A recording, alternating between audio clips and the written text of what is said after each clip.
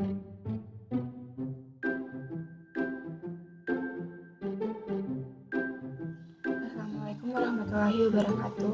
Perkenalkan, nama saya Andi Nurutari Aminuddin dari kelas D4 Teknik Informatika 3B, NPM 1184039. Di sini saya akan menjelaskan untuk hasil ujian akhir semester pada mata kuliah Sistem Terdistribusi.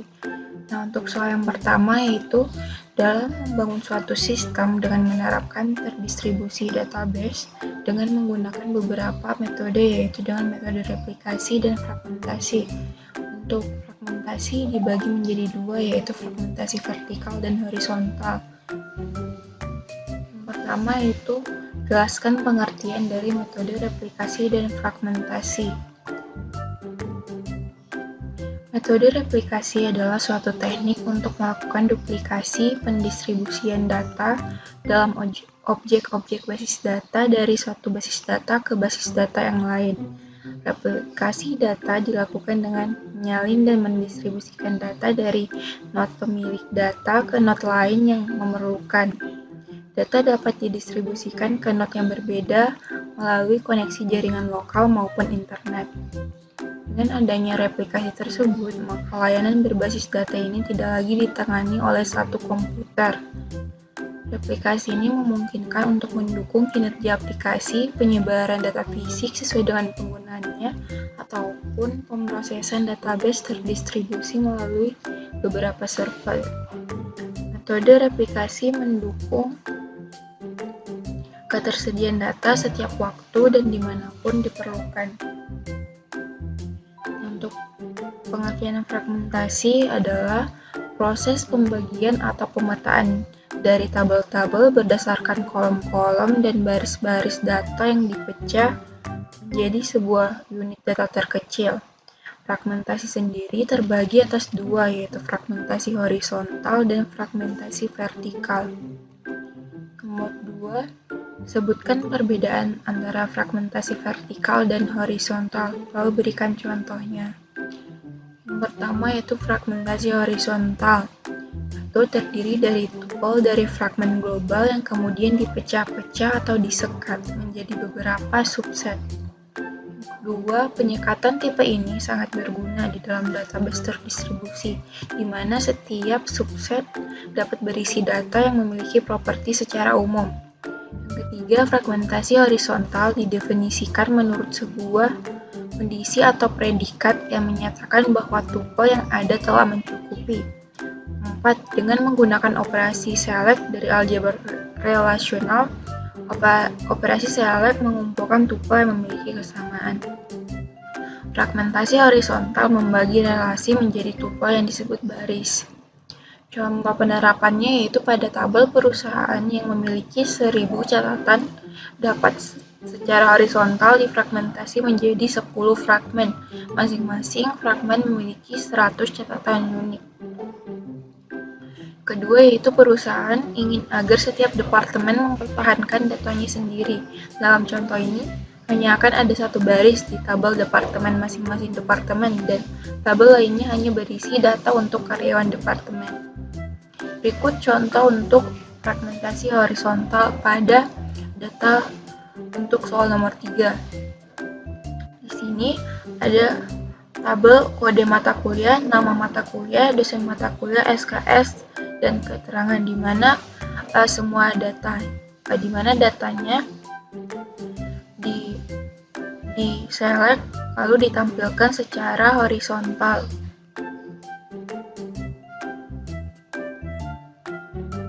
Selanjutnya ada fragmentasi vertikal.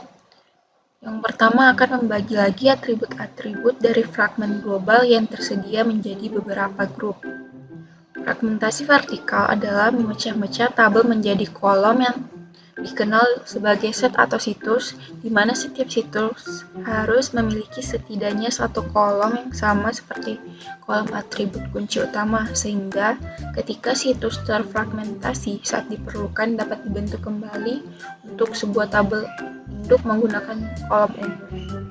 Yang ketiga, bentuk yang paling simpel dari fragmentasi vertikal adalah dekomposisi, di mana sebuah raw ID yang unik dapat disertakan dalam setiap fragmen untuk menjamin dan memungkinkan terjadinya proses rekonstruksi melalui sebuah operasi join. Yang keempat, dengan kata lain bahwa fragmentasi jenis ini akan membagi sebuah data menjadi beberapa tabel yang atributnya saling terkait. Fragmentasi ini membagi sebuah relasi secara vertikal menjadi atribut berdasarkan kolom. Yang keenam, fragmentasi vertikal ini mengumpulkan atribut yang digunakan oleh beberapa aplikasi didefinisikan menjadi operasi project pada aljabar relasional. Contoh penerapannya yaitu pada tabel employee memiliki atribut sebagai eno atau nomornya sebagai primary key, name, alamat, email, dan gaji. Memecah tabel ini secara vertikal menjadi dua situs seperti set 1 dan set 2. Kolom di situs 1 adalah inom, inem, dan alamat, sedangkan kolom di situs kedua adalah inom, email, dan gaji. Nah, berikut contoh kedua yaitu pada tabel untuk pengerjaan soal nomor 3, di mana semua data ditampilkan secara vertikal ke bawah. Nah, untuk data yang diambil yaitu beberapa tabel yang saling berelasi yang akan dijelaskan berdasarkan kolom. Nah, untuk soal nomor 2 yaitu gambarkan suatu strategi heksagon jika diterapkan di Politeknik Pos Indonesia dan jabarkan atau buat sebuah narasi dari gambaran heksagonal Anda. Untuk merancang sebuah sistem dengan pengolahan data yang terdistribusi, ada pertanyaan yang harus dijawab seperti di mana informasi tersebut harus disimpan dan diolah, di mana dan bagaimana bentuk data yang disimpan, bagaimana struktur data yang disimpan, serta bagaimana mengakses data tersebut. Untuk menghindari kemungkinan bahaya dan menarik keuntungan-keuntungan, pengolahan data terdistribusi harus dikelola dengan baik. Jika tidak dikelola dengan baik, akan mengakibatkan biaya yang mahal dan dapat menghambat perusahaan dalam membuat kerangka kerja di mana proses terdistribusi dapat berkembang dengan cepat dengan melibatkan banyaknya user. Dengan produktivitas pengembangan aplikasi yang tinggi tanpa menimbulkan bahaya ataupun kerugian.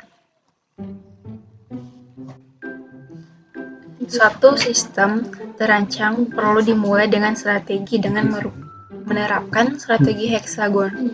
Di Politeknik Pos Indonesia, ada 6 aspek utama sistem manajemen yang terdistribusi yaitu yang pertama ada penentuan standar, yang kedua keputusan pemakaian, yang ketiga keputusan arsitektur jaringan, yang keempat pemilihan software atau hardware, yang kelima desain atau rancangan data, yang keenam ada pengembangan aplikasi. Berikut adalah diagram heksagonal untuk penerapan di Politeknik Pos Indonesia, di mana penentuan standar garis panahnya ke arah luar, atau keputusan pemilihan rancangan dilakukan oleh desentral atau user. Begitupun dengan keputusan pemakaian, keputusan arsitektur jaringan, dan pengembangan aplikasi. Sedangkan untuk pemilihan software dan hardware digunakan garis panah double arrow, di mana keputusan tersebut, pemilihan atau perancangannya akan dilakukan oleh user maupun pusat. Begitupun dengan desain atau rancangan data.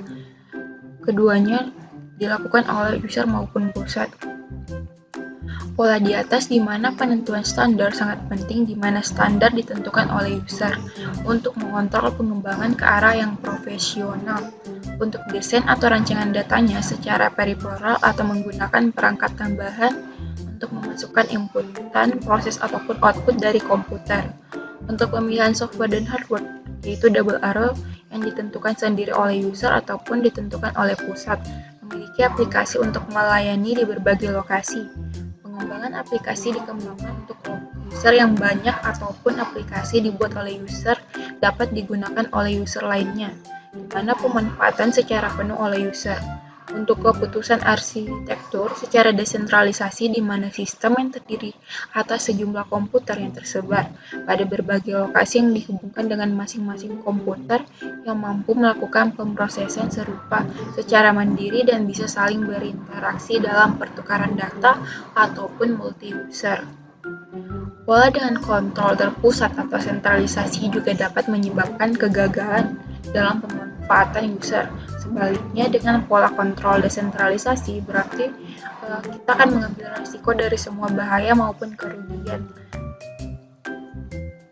Pola manajemen diagram heksagon di atas belum tentu baik pada perusahaan atau organisasi lainnya, karena setiap perusahaan ataupun organisasi menggunakan pola manajemen dan struktur yang berbeda-beda. Dengan memanfaatkan kreativitas, pengetahuan, inisiatif, dan kerja keras dari kelompok user akan menjadi keuntungan dalam penggunaannya. Untuk soal nomor 3, lihat daftar tabel dan tentukan perintah fragmentasi horizontal dan vertikal, perintah SQL, dan hasil tabel baru dari kondisinya. Berikut untuk tabel di mana ada kolom itu kode mata kuliah, nama mata kuliah, dosen matkul, SKS, dan keterangannya. Ini untuk tabel keseluruhan. Nah, untuk yang pertama yaitu nama tabel baru matkul 1 dengan record semua matkul yang memiliki jumlah SKS 4.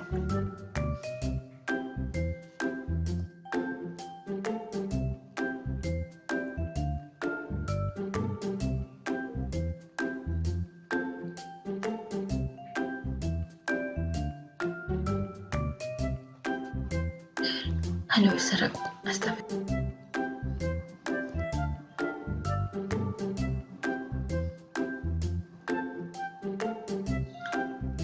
Untuk yang pertama termasuk ke dalam fragmentasi horizontal karena dari tabel utama ada kode mata kuliah, nama mata kuliah, dosen mata kuliah, SKS, dan keterangan di-select menjadi sebuah baris horizontal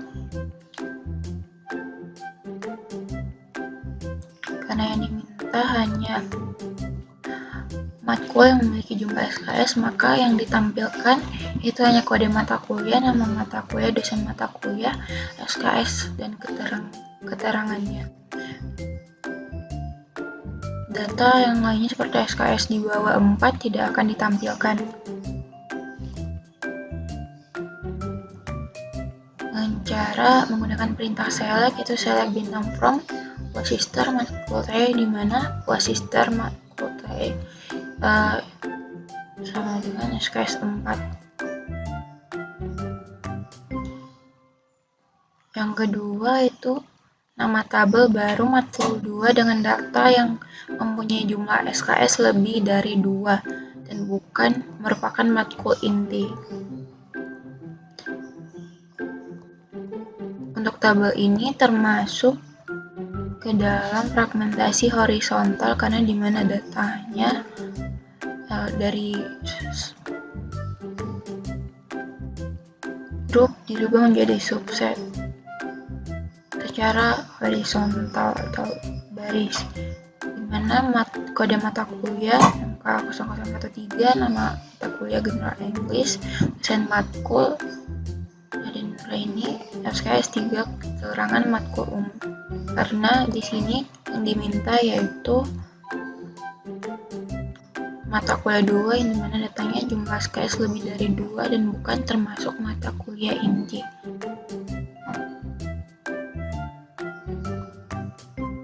Untuk caranya itu select dalam form Wasister matkul TI di mana Wasister matkul TI SKS lebih dari 2 dan Wasister matkul TI keterangan sama dengan matkul umum.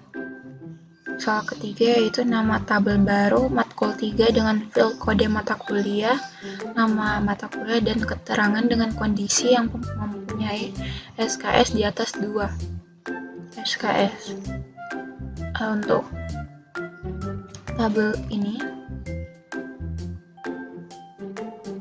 termasuk ke dalam fragmentasi hybrid atau campuran gabungan dari fragmentasi horizontal dan vertikal, di mana beberapa data dari tabel digabung menjadi sebuah baris kolom